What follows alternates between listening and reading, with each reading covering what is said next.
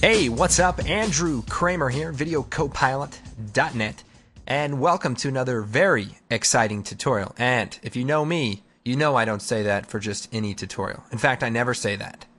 And that's what makes this tutorial specifically exciting, like I said. So you're going to have to believe me on that. What we're going to be creating is a cool design based on the TNT network graphics by Troika Design Group. And they did an awesome job. I was completely blown away. And, there's some cool techniques in here that I want to share. And, it's nice to create a cool design while we're at it. So here's what we're going to be creating.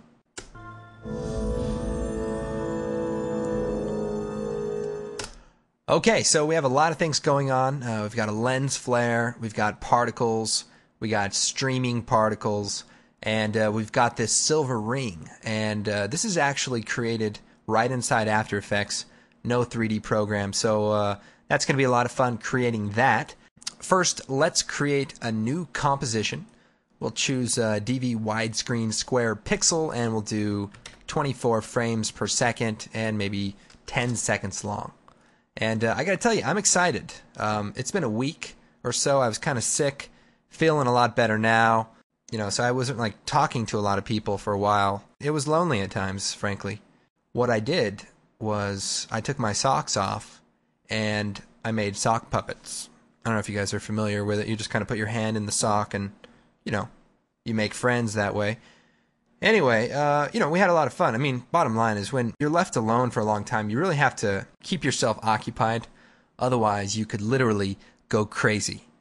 We'd have conversations, we'd perform plays and just, little things, duets. Anyway, I'm glad to be back in the office talking to myself instead of at home talking to sock puppets. It's actually not that different now that I think about it. All right, first things first, let's create a new solid. And we'll just make it black, call it background, BG. And we'll choose Effect, Generate, 4-Color Gradient. Now, I don't use this one very often, but, it works pretty cool. Just, pick 4 colors.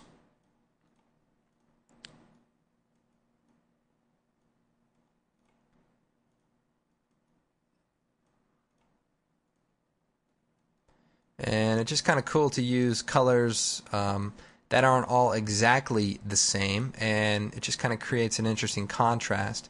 And you can move them around, and they kind of blend in different ways. So kind of a cool abstract background, quick enough.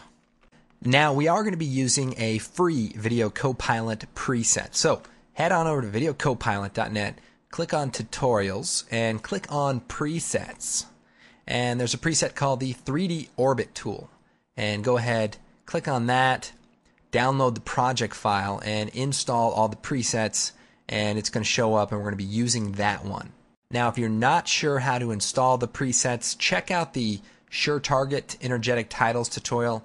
Walks you through that. Oh, by the way, the music and sound effects you heard for that demonstration from Designer Sound Effects and our Cinematic Music Design Tools Pro scores. So check those out and create some very cool music tracks. So on to it. Now, the first thing we want to create is our silver ring. So let's create a new solid.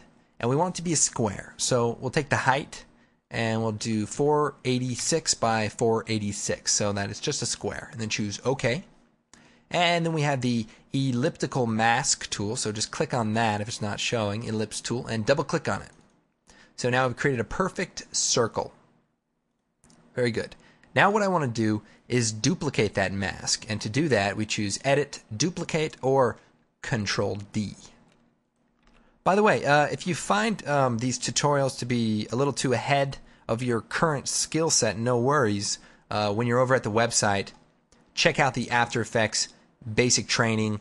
It's got a full series, free, learn After Effects, and impress your friends. And the women. Do not forget. That's how I found my wife. Not true. But I did meet a lot of crazy people doing After Effects. Okay, so we've created the circle, and let's go ahead and change the solid color to like gray. Now, I don't want to get into too many details, but the way the masks work is they have these different operations like add, subtract, invert, stuff like that. So what I'm going to do is take the second mask and subtract it. And so now everything's gone. But if I hit MM with the layer selected, you can see I bring up all the mask properties, very fancy. And then I can change the expansion of the second mask inward. So if I click and drag to the left, you can see now we've got an actual ring that is viable. So let's just bring that in a bit. And before we move on, let's go ahead and pre-compose our circle. So layer, pre-compose, move all attributes into the new comp and choose OK. Now I want to open that comp up. So Alt double click, or just double click if you're on After Effects CS4. And what I want to do is change the comp settings so that it's a little bit larger. So I'll choose comp settings and we'll do unlock and set 864 by 864 and choose OK. And that way we just have a little bit more room while we work. Okay, so the next step is to basically duplicate the circle layer. So Control D, and we'll go ahead and change the color of this to be, like white. So we'll fill it with a white color. Now we want to change the mask properties again. So hit MM. Now for the first mask, we're going to bring the expansion in. And so this is going to be the inner part of the shape. And at any time we can go back to the other shapes and make adjustments, MM, and maybe make the ring a little bit bigger, anything like that. So bottom line is this is kind of going to be a lot of trial and error, and that's just the way it works. Okay, for the second layer, what I'm going to do is take mask number 1 and increase the feather amount. So you can see it sort of feathers out. And I may bring the expansion in about there. And I may play with the expansion here. So just you're going to be playing around with the settings to create what you want to create. And that looks pretty good. So feather that out, bring it in a bit. And this is going to create just some of the specular highlights on this shape. Now I'm just going to add a 1 pixel feather on that shape so it's not a harsh line there. And then again, I'm going to go ahead and duplicate this circle layer. So now we've got 3. So we'll call this specular, and we'll call this thin specular. So for the third layer here, we're going to go into the masks, and let's make a very thin line. So I'm going to lower the opacity on this number 2 layer to say 50% for now. And then on this layer, we'll shut that off for just a second. We turn it on, and we'll hit MM. And we'll bring the feathering down, and we'll bring the size of the mask down. So this time it's just a very thin edge. The other fun thing now is we can take, say, the second mask, turning on the masks here, and we can make some adjustments to it. So if we click on it, and let's lock the top mask, and then we'll select this mask, and then just click one of the points, and click it in with the arrow keys, the left and right arrow keys. So move it over a little bit to the left. And what we've done is thinned it out so it disappears, but up here we can still see it. So just kind of a nice way to give the shape a little bit more life. Now for the specular layer, let's bring the opacity of it up just a little bit. Now another thing I want to do here is maybe take one of the masks of this one, hit M, lock this one, and then click away, select the layer, and then click the top point, and with the arrow keys move it up. And what we're doing is making that specular part on the top here very large, and in contrast we might take the side ones and move it in. Depending on what we want it to look like. And so now you can see we've created sort of a realistic looking shading effect. And it doesn't stop there. Let's go ahead and move on. I'm going to go ahead and duplicate the bottom layer and move it to the top. And we're going to create a shading around the outer edge. So we'll choose Generate Fill. And we'll use just a dark gray color. And we'll hit MM. And we'll bring the mask expansion up. Now we'll go ahead and bring the gray color down just a little bit so it's not too dark. And what I'm going to do is now create kind of a specular highlight for the edge. So we'll take the thin specular, Control D, duplicate that, we'll move it up here to the top, and turn the mask back on. And we'll solo it here just for a second. And what I actually want to do is turn on the continuous rasterization, and then hit S, and we're going to scale it up to move it out. And the reason we do it with the scale is because that way we don't have to change the size of the layer, and it just gets a little messy if we do it that way. This is just an easier way to do it. But when I scale it up, I move the specular from being there to being up here at the top. And then I can make some adjustments to it, at this point. Now, I want this to be a very thin specular point, so I'm going to bring this shape in as well as this shape. And so what that does is leaves a very small shape here at the top. Okay, so that's pretty much what we're going for. Now, if you want to make it a little bit more fancy, check out the comp I did called Test Shape. And I just used a few more layers and a little bit of color. But ultimately, I basically used the exact same setup. And I also added a little bit of rotation on some of those. And the way I did that, for example, is taking, say, the specular layer here and hitting R and Alt-click on the rotation and type time times 80. And that way it just kind of rotates around. Now we can also duplicate that and then hit U and just reverse that, say, do -150, and that way it does something just a little bit different. We can lower the opacity here, and pretty much all the layers on top we can maybe set to screen, and it just kind of creates a slightly different look. Maybe not this layer, we'll keep that normal, the darker layer, so it keeps our dark edge there. We can go back into our comp 2 where we've created the scene, and we'll go ahead and scale down our ring about that size. Now before we go on, I'm going to go ahead and switch out my shape with the one we just created because I worked on it for a little bit longer. So I'll hold down Alt and replace it by dropping it right on top of it in the comp. And then also we're going to create a new solid to create the reflectivity on the surface. So comp size, okay. We're going to choose Effect, Noise, Fractal Noise. Looking good. And we're going to animate the evolution by Alt-clicking on the stopwatch and typing time times 300. And that way it just kind of phases. And then we'll add a blur. Effect, Blur, Fast Blur. Turn on Repeat Edge Pixels and blur it out. And then we'll choose Effect, Blur, Vector Blur. And we'll turn that up a bit. And so it kind of creates almost a watery-like surface. And here we can play around with the brightness and the contrast to give it a little bit more, a harsh look. And maybe turn the scale down on the fractal noise so it's smaller. Something like that.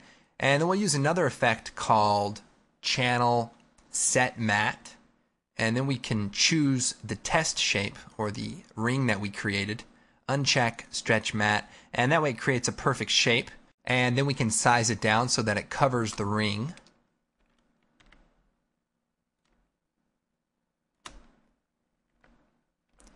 And let's change the transfer mode. So hit F4 if it's not up, and we're going to change it to Soft Light. So overlay, Soft Light. And so it gives it a very nice, very fluid looking reflectivity. And I'll just preview a second of that. We can take a look. Very nice. It's a bit slow to render, so we'll just shut it off while we work, and we'll turn it back on a little bit later. Okay, the next thing we need to do is create a null object. So, Layer, New, Null Object, and we'll go ahead and make it three-dimensional. Just do it right now. Probably a good time. And then we'll come over to the effects and presets. We're going to type Orbit. And remember, this 3D Orbit preset can be downloaded from the website. And we're going to take it and we're going to drop it onto the 3D null object. Now, what it's going to do is rotate in a circle. Now, we can't quite see it because we're right at an angle with it. But if I look at a custom view, you can see it's basically making a circle. So what we're actually going to do though is make a slight change to the expression. So hit U, go into the expression and go down to the very bottom, scroll down, and we're going to change this last line. We're going to change it from 0, Z to Z, 0. And what that's basically going to do is make it so now it rotates in a circle facing the camera. So if we bring the radius down, you can see now we have a perfect circle at the camera. So just a slight change, and it's going to work exactly the way we need it to. So just change the radius until it lines up with your circle, and then just make sure that it follows your circle. You may want to check to ensure that your circle is right in the center, and it looks pretty close.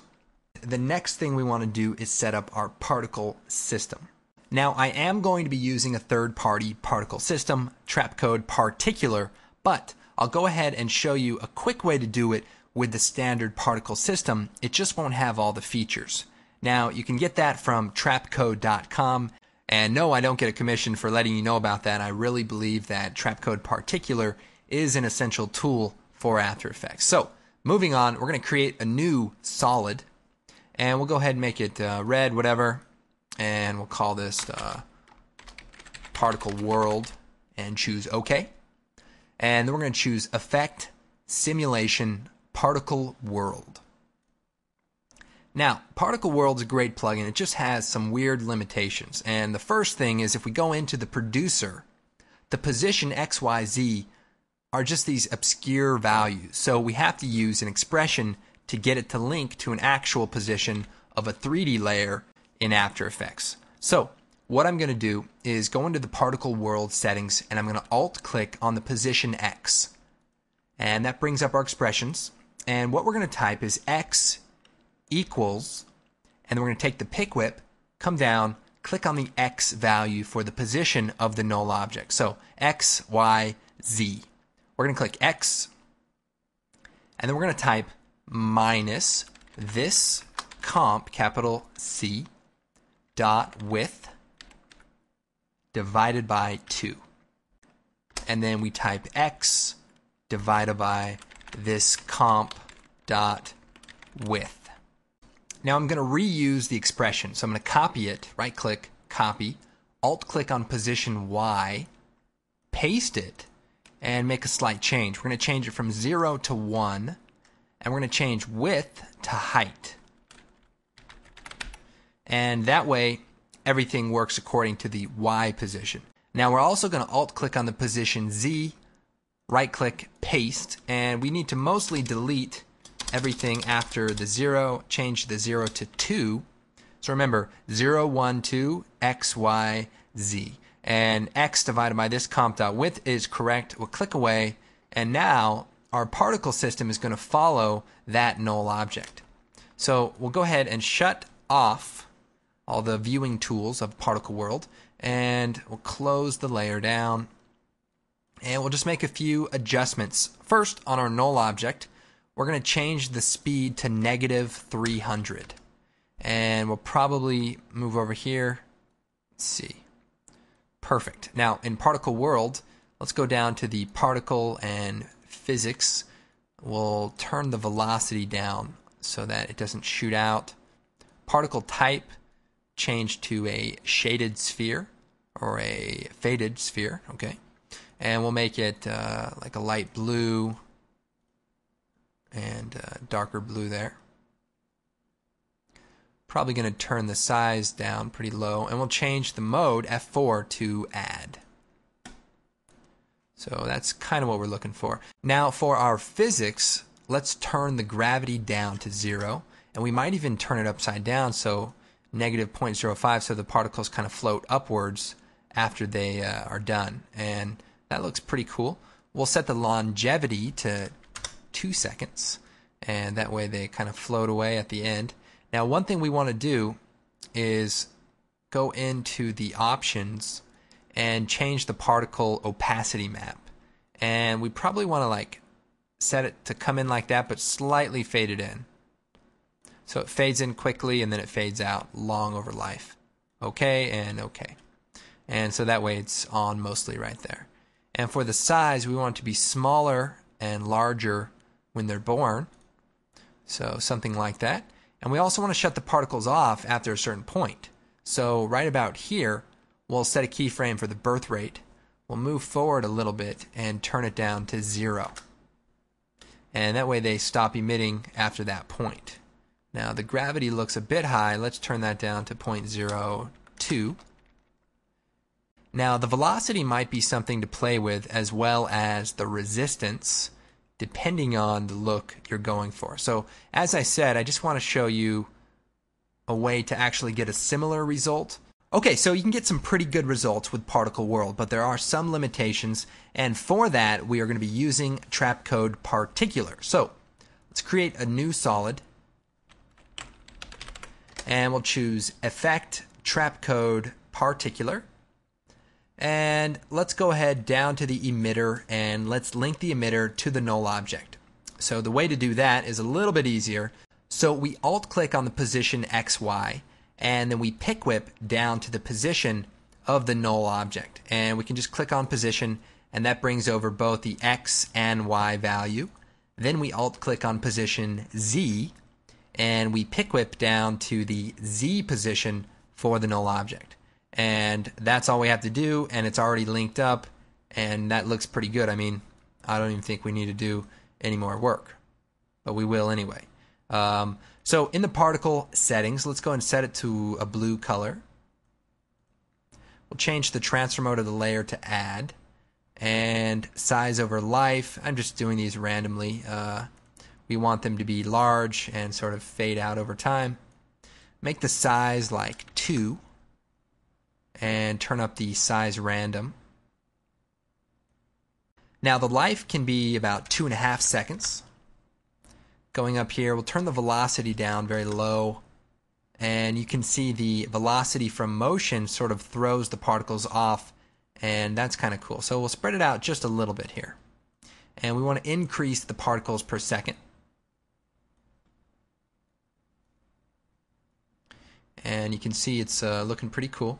Let's go ahead down here. We'll set the transfer mode to add, and we'll go into the physics, air, turbulent field, and we'll make some changes to the position. So when we change that, you can see here it kind of starts looking almost smoky, and that's a very cool effect. And we'll turn down the speed to about 10 so that it's not moving too much. And we might want to turn down some of these other physics properties like the velocity from motion to maybe 5, so it's not just flying around. So that looks good. How about some more particles? The more the merrier. That's what I say sometimes. Now coming back down, we want to go ahead and turn some wind on. So we'll make the wind kind of go up and to the right. But you can play around with that to get it to look the way you want. So this looks pretty good. Now I want to make another particle system that's almost identical. So I'm going to hit Control D and duplicate the particle. And then we want to make just a few changes. For example, we're going to make the velocity from motion a little higher. And we're also going to turn up the effect position and maybe the velocity as well, so that these particles are basically flying around a little bit more than our initial system, and they're also going to be smaller, so maybe 1.5. And to contrast the two, let's go ahead and turn the velocity down of the first one to like 10, so that one is pretty tight and the other one is a little bit more sporadic. So now another thing we want to do is create some thin lines. So we're going to duplicate the particle system one more time, and we'll call this line. And we'll solo it. And what I'm going to do here is turn the velocity down, velocity from motion, just a little bit, and then come down to the turbulent field here, turn down the position a bit, and maybe make the size of the particles even smaller, and perhaps turn up the particle rate so it's a very nice line, and turn the opacity down. Now I'm also going to turn the life down to It'd be 1.5 seconds so that it's a little bit shorter stream. And that looks pretty cool. Then I'll go ahead and duplicate the line, and we want to kind of offset it a little bit. So the way we can do that is play around with the scale and then duplicate one more time, and again play around with the scale of the turbulent field, and that just offsets it so it's a little different looking. So there we have that. We turn everything on, and it looks like this elaborate animation. So let's go ahead and start playing around with the color and actual look of the design. So first, our background color is a little blue and it's a little light. So let's add a tint and a color correction. And we'll turn the tint amount down a little bit. And for the color correction, and we'll contrast it a bit. We'll go to the red channel, bring it down, and the blue channel also bring it down a bit. So kind of a green colored background. And we probably want to add a nice glow to these different instances of particulars. So effect, stylize, glow. We'll just play around with the settings here. Copy that. I'm just pasting the glow amount to all of these particles, and that way they, look pretty good. You obviously want to play around with the settings to get it exactly right. Now, the other thing I want to do is animate the particles per second, but I want to make sure to do it in a way that I can control. So I'm going to create a new adjustment layer, shut it off, and choose Effect, Expression Control, Slider Control, and we'll call this, hit Return, and just type particle per second. And what we're going to do is we're going to animate it from 1 keyframe, hit U, and move forward a little bit, down to 0. And what that's going to do basically, and we want to do it at about this point. So when the null object gets around past the top of the circle, we'll move it to about right there. So then I'm going to go into the particle system, alt-click on the particle per second, and we're going to type value star multiply times this particle per second slider. And what that does is maintains the current value of particles and then multiplies times 1. But then it animates to 0, which essentially stops the particles from being born. And that way I can just move this value over and stop the birth of the particles. And we can do this for all of the other layers. And what I'll do is I'll select the particles here, choose Edit, Copy Expression Only. Then I can take all the other layers here and choose Edit, Paste. And so now that expression has been applied to all of the other layers, and they all stop emitting right when they get to the top here. So that's just kind of a cool trick there. Now there's one little detail in the original video, and that is the particles don't start until after the thin particles. So we can't just offset them in time, because if we do that, they're just going to be shorter, but they'll still start at the same point. We need to actually sample the time of the null object at a different point than the other layers. So what we need to do is go into the expression. So select the layer, choose U. Here we have the position XY and the position Z. So this position is coming from that null object, this square right here. So we want to change it. So right now it's saying position, and we're going to add dot value capital at capital time parentheses, and we're going to type time minus 0.05, for example. And let's see what that does. And we'll go ahead and solo that, and we'll turn on the null object also. So you can see we've kind of let it a little bit. And if we change the number here, say to 8, it'll be even further away. We could do 12, and it'll again be further away. So it's a pretty simple expression, and we'll go ahead and copy it and paste it to the other values. Now in this case where we're using this number here, we can go ahead and put it right before it. So position dot value at time. Now we do want to copy this and paste it to the other layer, and to do that we'll select the two parameters, edit, copy expression, select particular, and edit, paste. So now If we turn everything on, what's going to happen is our thin particles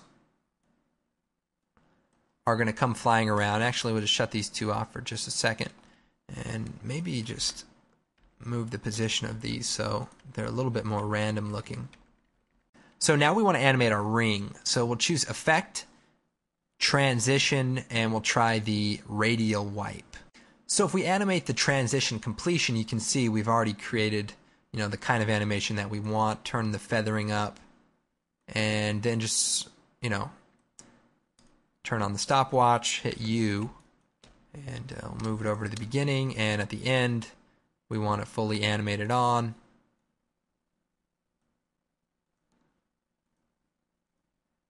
And we might just offset it a little bit so it's a little late.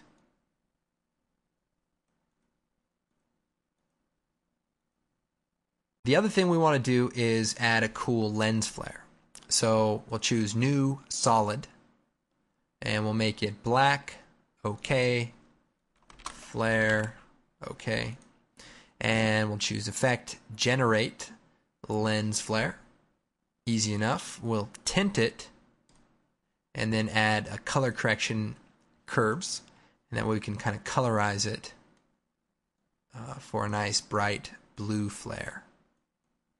Now the cool thing is we can alt-click on the flare center and link it to the position of the null. So we'll do that. We'll alt-click on the flare center and then pick whip down to the null position. And even though that layer's 3D, it hasn't been changed on the Z-axis, so it'll actually line up perfectly. So we'll change the transfer mode to Add, and here we've got our cool lens flare.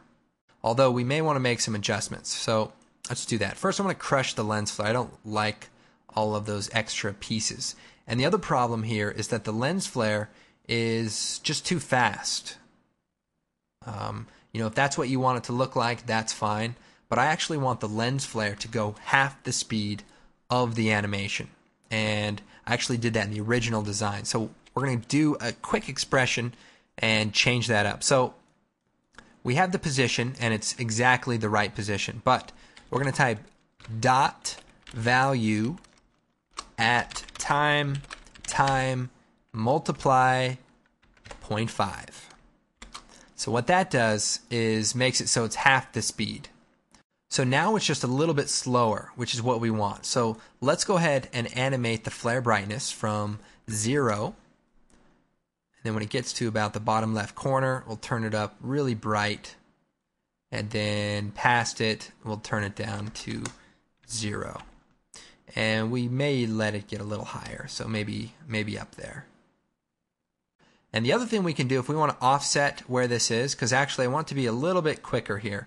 So what I can do is do 0.5 times 0.5 plus 0.2.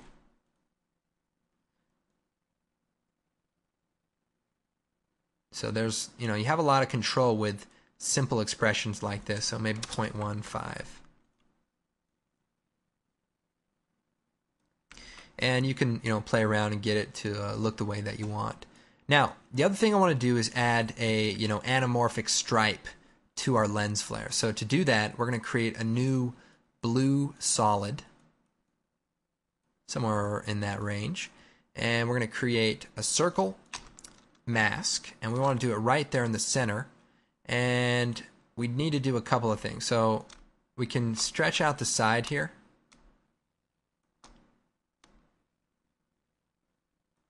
And then feather the mask a bit, and then change it to add.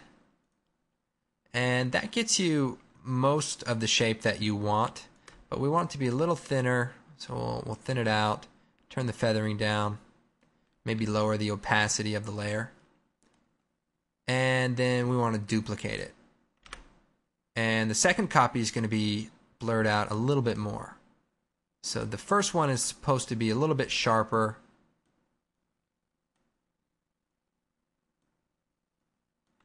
Not as much feathering, and the top one will be, a little softer. So go ahead and play with that until you get it the way you want. And once you do, then we're going to link the position to the flare. So if we bring up the flare position, we can alt-click on the position, link it to the flare center, alt-click on the position, link it to the flare center, and so now you have, this anamorphic flare. The only problem is it's not fading out. So we're also going to add a quick expression to the opacity. So to do that, we're going to alt-click on the opacity, and we're going to link it to the flare brightness so that these two values link together. And that should actually do it. Alt-click, link to the flare brightness. And there we go. So our anamorphic flare is a bit bright, so we'll do a fill color, and we'll fill it with a darker blue. And we'll take the other one and we'll also fill it with a darker blue. So play around with that until you get it to look the way you want. You can even, scale the layer down as one possibility. And adjusting the anchor point will allow you to move it around, to get it exactly where you want it to be. And then you can probably add some text into the background and just fade it in as everything gets blown out. And, should be able to transition very nicely. So we'll go ahead and turn on our reflection layer. Make sure that we line it up, because I think we may have moved it around. So let's just make sure that these two layers are lined up. Looks good. Now we probably want to fade it on also, so that it fades on closer to being completely animated. So just a quick little fade on, and that way we don't see it. Okay, so looks pretty good, and with a few adjustments, I'm sure you guys can make it look even better. Play around with the physics in the particle settings, and play around with the glow amount, and even the color of the particles will change the way that it blends. So if we went for like a whiter colored particle, it would actually glow more and would look a little bit more interesting during its initial pass. So play around with that, and check out the sample video. Anyway, I hope you guys had fun with this project. Be sure to check out the forum if you have any questions, the blog, and of course check out our great products. We've got some cool tools and all sorts of things that would go very nicely with a design like this, like riot gear, some of the ink elements. So check those out. Very cool way to support the site. And I hope you guys had fun. And finally, if you're really looking to jazz it up, just go down to the shape at the bottom, Control D, duplicate it, and then you have two, okay? And, one looks pretty cool, but look at that. When you add two, it just changes the whole dynamic, and, you start winning awards for your graphic work. So just keep that in mind.